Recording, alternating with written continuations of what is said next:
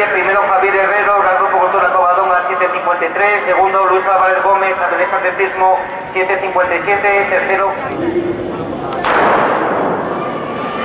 Sexta serie, primero Jorge Suárez Rodríguez, Universidad de Oviedo 7.69, segundo Jesús Casado, Atletismo 8.34.